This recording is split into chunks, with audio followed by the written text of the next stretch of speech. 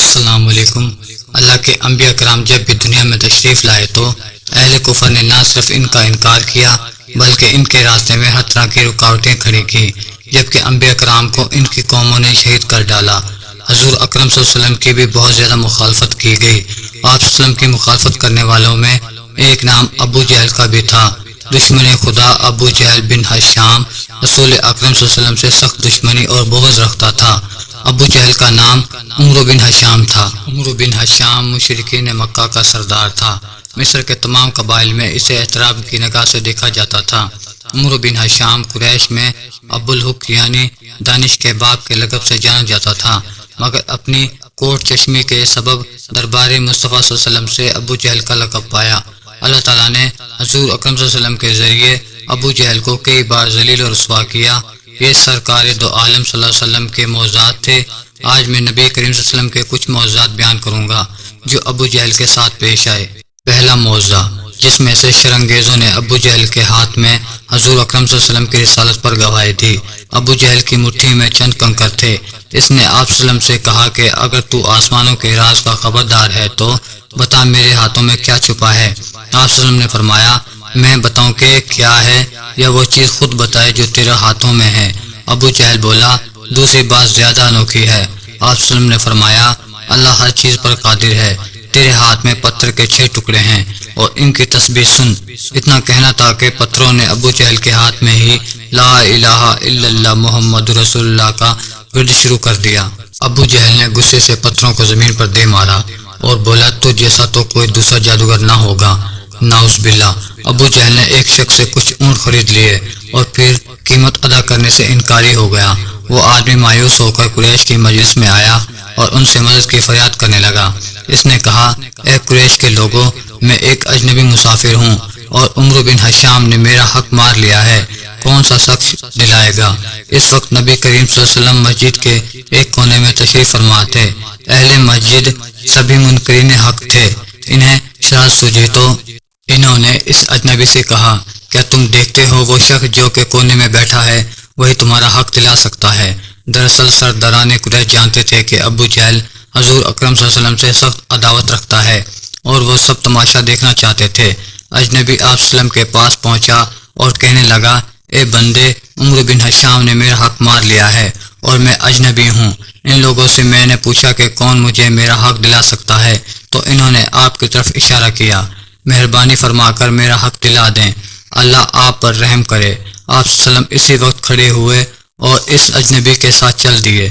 قریش کے لوگ یہ سب دیکھ رہے تھے۔ ان میں سے ایک نے اپنے ساتھی سے کہا اے فلاں ان کے پیچھے جا اور دیکھ کیا تماشا بنتا ہے۔ آپ صلی اللہ علیہ وسلم نے اس اجنبی کے ساتھ ابو جہل کے دروازے پر پہنچے اور دستک دی۔ ابو جہل نے پوچھا کون ہے؟ فرمایا میں محمد ہوں، ذرا باہر نکلو۔ ابو جہل باہر نکلا تو اس کا رنگ اڑا ہوا تھا اور یوں معلوم ہوتا تھا کہ اس کے جسم میں گویا جان ہی نہیں۔ آپ صلی اللہ علیہ وسلم نے فرمایا اس شخص کا حق ادا کرو۔ ابو جہل نے کہا بہت اچھا، میں ہی اس کا حق ابھی ادا کرتا ہوں۔ گھر کے اندر داخل ہو کر رقم لے کر آیا اور اسے نبی کے ہاتھ پر رکھ دیا۔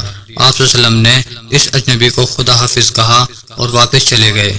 وہ اجنبی جب قریش کی مجلس کے پاس سے گزرا تو ان سے کہنے لگا اللہ تعالیٰ اسے جزائے خیر عطا فرمائے، خدا کی قسم وہ بڑا عظیم آدمی ہے، اس نے مجھے میرا حق دلا دیا ہے۔ جس شخص کو قریش کے لوگوں نے تماشا دیکھنے کے لیے بھیجا تھا اس سے پوچھنے لگے کہ بتا تو نے کیا دیکھا؟ اس نے کہا کہ میں نے عجیب ترین معاملہ دیکھا، خدا کی قسم جو ہی محمد نے اس کے دروازے پر دستک دی اور وہ باہر نکلا تو میں نے دیکھا کہ اس کے جسم میں گویا جان ہی نہیں۔ محمد نے اسے کہا کہ اس اجنبی مسافر کا حق ادا کر دو تو بغیر کسی بہانے کے اس نے اس کا حق ادا کر دیا۔ تھوڑی دیر بعد ابو جہل مجلس میں آ پہنچا تو لوگوں نے اس سے کہا کہ تجھے کیا ہو گیا تھا؟ تو نے جو حرکت کی اس کی تو ہمیں کبھی توقع ہی نہ تھی۔ ان کی باتیں سن کر ابو جہل نے کہا خدا کی قسم جو ہی محمد بن عبداللہ نے میرے دروازے پر دستک دی اور میں نے اس کی آواز سنی تو میرے اوپر رعب طاری ہو گیا۔ پھر میں دروازہ کھول کر باہر نکلا تو کیا دیکھتا ہوں کہ اس کے سر کے اوپر فضا میں ایک بہت بڑا اونٹ کھڑا ہے۔ اس اونٹ جیسی کوہان گردن اور دانت میں نے کبھی کسی اونٹ کے نہ دیکھے تھے۔